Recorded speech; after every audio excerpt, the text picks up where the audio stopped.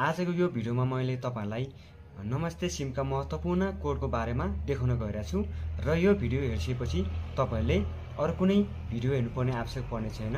त्यही भएर तपाईहरु पनि नमस्तेका सम्पूर्ण कोडहरुको बारेमा जान्न चाहनुहुन्छ भने कृपया यो भिडियोलाई सुरुदेखि अन्त्यसम्म हेर्दिनु होला। ल अब भिडियो सुरु गरौँ।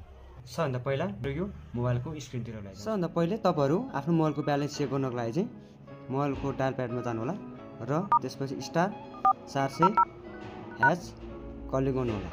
यति गरिसकेपछि तपाईहरुले आफ्नो मोबाइलको सिममा रहेको ब्यालेन्स थाहा पाउनु हुनेछ। तर धेरै साथीहरुले भन्नु होला ब्यालेन्स चेक गर्नको लागि त सबैले आउँछ भनेर।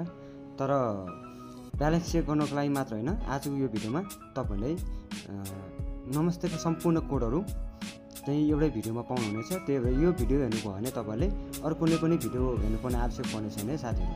त्यही भएर भिडियोलाई सुरुदेखि अन्त्यसम्म हेर्दिनु होला। यो भिडियोमा तपाईले सम्पूर्ण नमस्तेका सम्पूर्ण कोडहरु एउटै भिडियोमा पाउनु हुनेछ।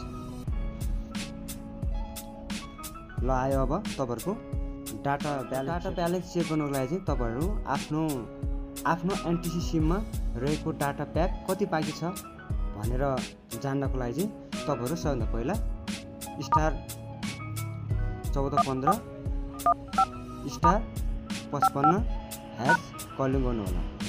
यति गर्नुभयो भने तपाईहरुले चाहिँ आफ्नो सिममा रहेको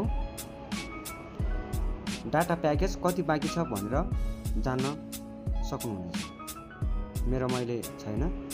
र अर्को आयो तपाईहरुको मोबाइल नम्बर चेक गर्नु। सिमको नम्बर थाहा पाउनको लागि चाहिँ तपाईहरु स्टार 9# कलिङ गर्नुहोस्। यति गर्नुभयो भने तपाईहरुको नम्बर तपाईहरुले जान्न सक्नुहुनेछ।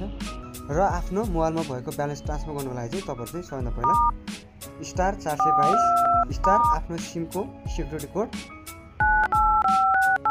8वटा डिजिटको सिक्युरिटी कोड हुन्छ, त्यो सिक्युरिटी कोड राख्नु होला र स्टार र त्यसपछि तपाईले पठाउन चाहेको मोबाइल नम्बर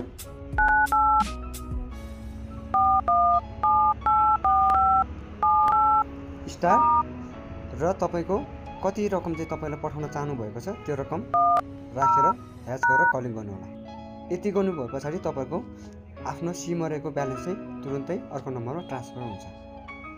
र तपाईहरु अर्को आयो एनटिसी अफर र प्याकेज हेर्नको लागि चाहिँ तपाईहरु 1415# कलिङ गर्नु होला। यति गर्नुभयो भने तपाईले चाहिँ टेलिकमले दिएको अफरहरु के रहेको छन् जान्न सक्नुहुनेछ। यसमा तपाईले आफूलाई मन परेको डाटा प्याकहरु र भोइस प्याकहरु एसएमएस प्याकहरु सबै यहाँबाट यो मेनुबाट तपाईले लिन सक्नुहुनेछ। अब आयो तपाईहरुको कल वेटिङ एक्टिभेट गर्नको लागि चाहिँ तपाईहरु चाहिँ स्टार 43# गरेर कलिङ गर्नु होला। यति गर्नुभयो भने तपाईहरुको चाहिँ कल वेटिङ एक्टिभेट हुन्छ सर्भिस चाहिँ। र कल फरवर्डिङ गर्नको लागि तपाईहरु चाहिँ स्टार 21 स्टार मोबाइल नम्बर आफूले कुन नम्बरमा चाहिँ तपाईहरुले चाहिँ कल फरवर्ड गर्न चाहनु भएको छ त्यो नम्बर राख्नु होला र राखिएपछि # गर्नु होला। # गरेर कलिङ गर्नु होला।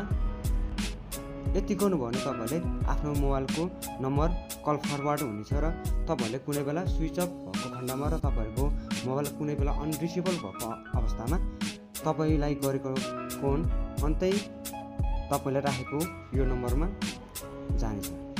र कल फरवर्ड डिएक्टिभेट गर्नको लागि चाहिँ तपाईहरु चाहिँ #21# कलिङ गर्नु होला। यति गर्नुभयो भने तपाईहरुको कल फरवर्डिङ सर्भिस चाहिँ डिसेबल हुन्छ। अब आयो मिस कल अलर्ट। सबभन्दा बेस्ट सर्भिस भनेको चाहिँ यो हो है साथीहरु। मिस कल अलर्ट नोटिफिकेसनले चाहिँ के गर्छ भने तपाईहरुको चाहिँ कुनै बेला मोबाइल स्विच अफ भएको खण्डमा र तपाईको कुनै बेला मोबाइल अनरिचेबल अवस्थामा फ्लाइट मोड भएको अवस्थामा कुनै पनि व्यक्तिले तपाईलाई फोन गर्यो भने त्यो फोन गरेको व्यक्तिको नम्बर तपाईले एसएमएस मा पाउनुहुनेछ। यो मान्छेले फोन गर्यो भनेर तपाईले चाहिँ मिस कल अलर्ट नोटिफिकेसन भनेर तपाईलाई एउटा मेसेज आउनेछ र तपाईले कुनै पनि आफ्नो मोबाइल कुनै पनि बेला तपाईहरुको मोबाइल स्विच अफ भएको खण्डमा र मोबाइल अनरिचेबल भएको अवस्थामा यो सुविधा लिनुभयो भने तपाईँले सजिलैसित मिस कलको नोटिफिकेसन हेर्न सक्नुहुनेछ। र miss call alert notification activate गर्नको लागि चाहिँ सबभन्दा पहिला म्यासेजमा जानुहोला, आफ्नो मोबाइलको म्यासेजको एप्समा जानुहोला र यसमा तपाईँले स्टार्ट च्याट गरेर सेन्ड टु 1400 गरेर तपाईँहरूलाई म्यासेजमा टेक्स्ट म्यासेजमा चाहिँ सब भनेर लेख्नुहोला, अगाडिको एस चाहिँ क्यापिटल लेख्नुहोला, एसयुबी सब भनेर सेन्ड गर्नुहोला।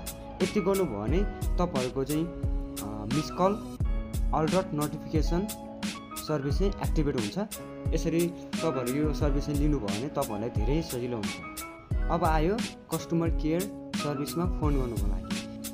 र तपाईँहरू कस्टमर केयर नम्बरमा फोन गर्न चाहनुहुन्छ भने यसको लागि चाहिँ तपाईँहरू चाहिँ 1498मा डायल गर्नुहोला। यहाँबाट तपाईँहरूले आफ्नो सिममा केही पनि गडबडी छ, के समस्या आएको छ भने यहाँ फोन गरेर तपाईँले त्यो समस्याको समाधान गर्न सक्नुहुन्छ यहाँ फोन गरेर। यति नै थिए नेपाल टेलिकमको सबै महत्त्वपूर्ण कोडहरू। भिडियो कस्तो लाग्यो? कृपया भिडियो बनाउन एकदम मेहनत लाग्छ, त्यही भएर भिडियोलाई लाइक र च्यानललाई सब्सक्राइब गरिदिनु होला, किनकि यसै भिडियोहरू म मेरो च्यानलमा अपलोड गरिरहनेछु। फेरि पनि नेक्स्ट भिडियोमा भेट्ने बाचा गर्दै आजको भिडियोमा बाई।